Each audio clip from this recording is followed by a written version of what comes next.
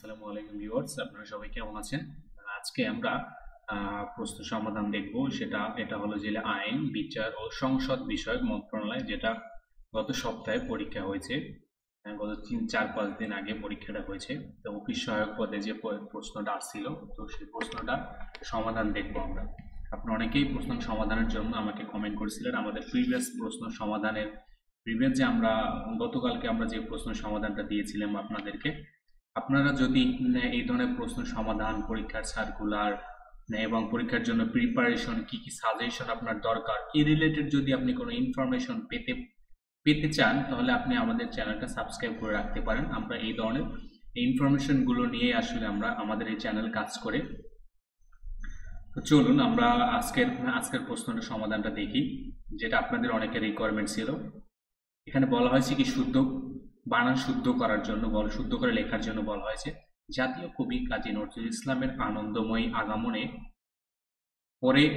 পরে তাকে কৃতিত্ব না দিয়ে শূন্য হাতে ফেরালে কেবলমাত্র অপরাধী হবে না, হবে বিদ্রোহী সাহিত্যের প্রতি চরম ঔদাসীনতা। এখানে বলা হয় জাতীয় কবি কাজী নজরুল ইসলামের আনন্দময়ী, মইতে কিন্তু এখানে একটা সমস্যা আছে, যেটা আমরা ফাইন্ড আউট করে দিয়েছি। আপনাদের আনন্দময়ী হবে। আগামনে পরে থাকে কৃতিত্ব বানানে কিন্তু ভুল। এই বানানে কিন্তু আমাদের প্রায় আসে, যেখানে আসে যে শুদ্ধ বানান করতে কৃতিত্ব না দিয়ে চরম না দিয়ে শূন্য হাতে ফ্রালে, শূন্য বানানো কিন্তু একটা সময় আছে, আমরা এটা ফাইন্ড আউট করতে ভুলে গেছি। এখানে শূন্যতে কিন্তু আপনাদের মূর্ধন্য এবং দন্তের মধ্যে কিন্তু একটা সমস্যা আছে। শূন্য হাতে ফ্রালে তা কেবলমাত্র একসাথে হবে, তা হবে কেবল অপরাধী হবে না, হবে বিদ্রোহী সাহিত্যের প্রতি চরম ঔদাসীনতা না, হবে ঔদাসীন। এক কথায় প্রকাশ বলা হয়েছে, অহনের অপর অংশ অপরণ্য অগ্রপশ্চাৎ বিবেচনা না করে কাজ করে যে অবিমৃষ্যকারী ইক্ষু হতে যাত ইক্ষোভ, ক্ষমার যোগ্য ক্ষমাহ্য, গুরুর ভাব গরিমা, যুদ্ধের জন্য ইচ্ছুক যুজুস্সু। এরপরে এখানে কিন্তু কয়েকটা প্রশ্ন, 2টা ম্যাথ আসছে সম্ভবত আপনাদের এই পরীক্ষাতে। এখানে বলছে বনভোজনে যাওয়ার জন্য 5,700 টাকায় একটি বাস ভাড়া করা হলো এবং শর্ত হলো যে প্রত্যেক যাত্রী সমান ভাড়া বহন করবে। 5 জন যাত্রী না যাওয়ায় মাথাপিছু ভাড়া 3 টাকা বৃদ্ধি পেল। বাসে কতজন যাত্রী গিয়েছিল?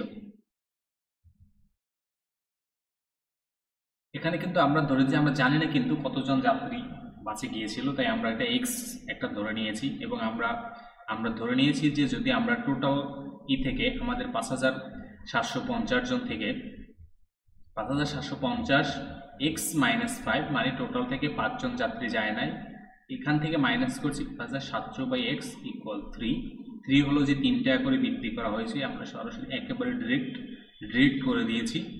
তো এখানে এরপর কিছু আমরা এখানে কিন্তু লসাগু করেছি এই দুইটাকে গুণ করে, এবং এখানে এটা দিয়ে এটা গুণ করাতে 5,700x আসে। আমরা কিছু গুণ করেছি, দেন এখানে মিডল টার্ম ব্র্যাকিং করেছি। ব্র্যাকিং করে আমরা এক্স এর পজিটিভ এবং নেগেটিভ মান বের করেছি, এবং এক্স এর নেগেটিভ মানটা আমরা ইগনোর করবো অলওয়েজই। এক্স এর নেগেটিভ মানটা আমরা ইগনোর করছি, পজিটিভ মান ছিল 100। এবং আমরা জানি যে বাস ভাড়া করা হয়েছিল কিন্তু 100 জন লোকে বাস ভাড়া করা হয়েছিল। এখানে আমরা যে এক্স এর মান 100 পাইছি, এবং 5 জন যেহেতু যায় না, ছিল না, অর্থাৎ 5 জন না যাতে আমরা টোটাল 95 জন লোক কিন্তু বাসে গিয়েছিল। ভাড়াটা কি আছে, 40 মিটার দৈর্ঘ্য এবং 30 মিটার প্রস্থ বিশিষ্ট একটি মাঠের ঠিক মাঝে আড়াআড়িভাবে 1.5 মিটার প্রস্থ বিশিষ্ট দুটি রাস্তা আছে। রাস্তা দুটির মোট ক্ষেত্রফল কত? এই প্রশ্নটাকে আমরা একটু খুব ছোট করে নিয়ে আসছি, যেটাকে আরো ভেঙে ব্রড করা যেত, কিন্তু পরীক্ষার সময় আপনাকে এটা মাথায় রাখতে হবে যে আপনি যত ছোট করে করতে পারেন, এবং ছোটর রিটেনটাকে ছোটর ভিতরে নিয়ে আসে। এখানে আমরা কিন্তু যেহেতু 40 মিটার দৈর্ঘ্য, এর সাথে কিন্তু আমাদের 1.5 মিটার প্রস্থের দুইটা রাস্তা আছে।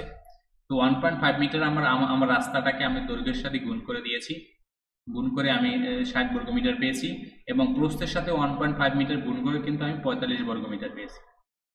এখন আমি রাস্তার ক্ষেত্রফল বের করলাম। রাস্তার ক্ষেত্রফল, যেহেতু রাস্তার ক্ষেত্রফল হলো জেলে আমি এই দুইটা আমার দৈর্ঘ্য প্রস্থ এবং এর সাথে আমি আমার যে এটা আছে আমার যে রাস্তাটা আছে রাস্তাটা দৈর্ঘ্য প্রস্থটা এবং দৈর্ঘ্য প্রস্থ থেকে আমি রাস্তাটাকে বাদ দিয়ে দিলাম। রাস্তাটাকে বাদ দিয়ে দিলে বাকি যে অংশটা পাইলাম সেই অংশটা কিন্তু আমার রাস্তার ক্ষেত্রফল। আমাকে আমার বলা হয়েছে রাস্তা দুইটির মোট ক্ষেত্রফল বের করতে হবে।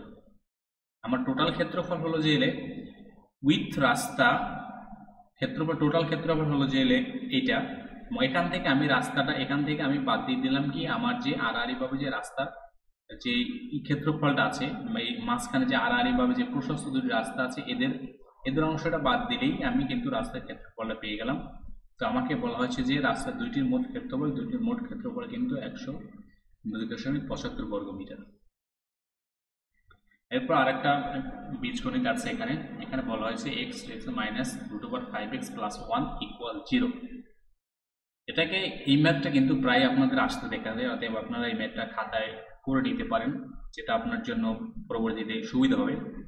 এখানে দেয়া আছে এই মানটা দেয়া আছে, অতএব এটাকে আমরা x² + 1/x = √5 এই মানটা বের করে নিলাম। এই মানটা বের করে নিয়েছি। এই মানটা মিনস হলো কি এই মানটা বের করে নিলাম। এখানে মেবি আমরা আর একটা লাইন করতে আমরা ভুলে গেছি, সেটা হলো যে x + 1/x। এটাকে যদি ভাঙা হয়, এটাকে যদি আপনি আরেকটা ভাঙেন, আরেকটা বাংলা কিন্তু আপনি এখানে পাবেন x + 1/x = √5 আসবে এখানে। এই লাইনটা এইটার পরে হলো এই লাইনটা, এটাকে বাংলা এখানে আসবে √5। তো এরপর আমরা একটা সূত্র বসালাম। এটাকে x - 1/x এর সূত্র নিলাম। যেহেতু আমার x + 1/x এর মান দেয়া আছে, অতএব আমাকে মাইনাসের সূত্র নিতে হবে। মাইনাস সূত্র নিলাম আমি। সূত্র নিয়ে আমি x - 1/x এর মান বের করলাম। x এর মান আলটিমেটলি কিন্তু আমাকে বের করতে হবে কিন্তু কি আমাকে বের করতে হবে হলো যে x⁴ প্লাস 1/x⁴ এর মান বের করতে হবে। এরপর আমি এখানে x - 1/x এর মান বের করলাম। x - 1/x এর মান আমার আসছে কিন্তু 1। তার মানে হলো যে এই মানটা থেকে আমি x - 1 এর মান পাইলাম 1। ডাইরেক্ট আমি এই মানটাকে আমি এখানে বসাই দেব। এই কারণে কিন্তু আমরা ওইটাকে ছোট করে নিয়ে আসছি। আপনারা অনেকে হয়তো এখান থেকে এলোমেলো হয়ে যেতে পারেন, এর জন্য আরেকবার বললাম যে আমরা x + 1/x এর মান থেকে আমরা কিন্তু x - 1/x এর মান নিয়ে আসলাম। কারণ হলো মাইনাস আনার কারণ হলো আপনারা বুঝতে পারেন ভাইয়া ডিরেক্টলি আপনি কেন এটা বসাই দিলেন না, কিন্তু এটা দেখেন এটা প্লাস, এটা কিন্তু মাইনাস। আমার সূত্র কিন্তু আমার মাইনাস হচ্ছে, তার মানে আমি যখনই x⁴ এর সূত্র অ্যাপ্লাই করব তখন কিন্তু আমার কিন্তু মাইনাসের মান কিন্তু চলে আসবে, এবং আমাকে মাইনাসের মান চলে আসার জন্য কিন্তু আমাকে মাইনাসের মানটা বের করে নিতে হবে। যার কারণে কিন্তু আমরা এখানে প্লাস থেকে কিন্তু মাইনাসে নিয়ে আসলাম এই সূত্রটা অ্যাপ্লাই করে। যে জিনিসটা আমি বললাম যে এখানে কিন্তু অনলি ফর দিস, এই পোর্শনটার জন্য কিন্তু আমরা ওইখান থেকে মাইনাসের মানটা বের করছিলাম, যে মাইনাসের মানটা আপনাদের কি প্রয়োজন হবে। প্লাসের মানটা তো আমাদের অলরেডি আছে, মানে একটা মাইনাসের মানও প্রয়োজন হয় যখন আমরা দুইবার একে কি করি, দুইবার করে যদি x² এর জন্য একবার এবং ডাবল দুইটা সূত্র যদি ডিরেক্টলি যখন আমরা অ্যাপ্লাই করি তখন কিন্তু এখানে x - 1/x এর সূত্রটা চলে আসে। এরকম আপনারা এখন বুঝবেন, এখানে সূত্রটা অ্যাপ্লাই করা হয়েছে, দেন মানগুলো বসে ক্যালকুলেশন করছি, 3√5 আসছে আমাদের অ্যান্সার। এরপর আরেকটা প্রশ্ন হলো কি, বাংলাদেশ পাট গবেষণা যে কোনো 5টি প্রশ্নের উত্তর দিন। বাংলাদেশ পাট গবেষণা ইনস্টিটিউট কোথায় অবস্থিত? পাট থেকে জুটন আবিষ্কার করেন কে?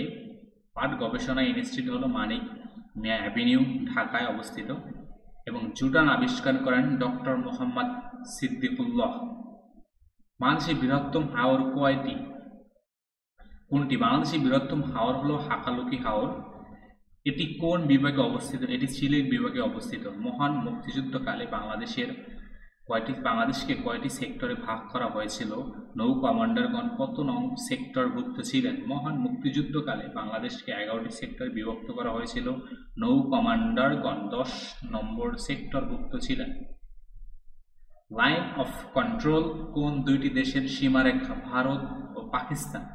ইরানের প্রেসিডেন্ট ইব্রাহিম রাইসি কত তারিখে এবং কোন অঞ্চলে মারা যান? ইরানের প্রেসিডেন্ট ইব্রাহিম রাইসি 19 মে 2024 সালে পূর্ব আজারবাইজান প্রদেশের রাজধানী তাবরিজে যাওয়ার পথে জোলফা এলাকায় হেলিকপ্টার দুর্ঘটনায় মারা যায়, এই নামটা আপনারা মনে রাখবেন। সেটা হলো যে পূর্ব আজারবাইজান প্রদেশের রাজধানী তাবরিজে যাওয়ার পথে জৌফ এলাকায় জাতিসংঘ দিবস কবে? 24 অক্টোবর হলো জাতিসংঘ দিবস। IMO এর সদর দপ্তর হলো সুইজারল্যান্ডে অবস্থিত। তো আপনাদের সবাইকে ধন্যবাদ। আপনারা যারা, আপনাদের যদি আরো কোনো রিসেন্ট যে পরীক্ষাগুলো আসতেছে, আপনারা যারা পরীক্ষা দিয়ে থাকেন এবং এই পরীক্ষার যদি আপনাদের কোনো প্রশ্নের সমাধান প্রয়োজন হয় বা কোনো ম্যাথ যদি আপনারা না বুঝেন, তাহলে আপনারা আমাদেরকে জানাতে পারেন। আমরা প্রতি সপ্তাহে যতগুলো প্রশ্ন হয়, পরীক্ষা হয়, সমস্ত পরীক্ষাগুলোর প্রশ্ন আমরা কিন্তু আমাদের এই চ্যানেলে সমাধান করে দিয়ে থাকি। ধন্যবাদ আপনাদেরকে।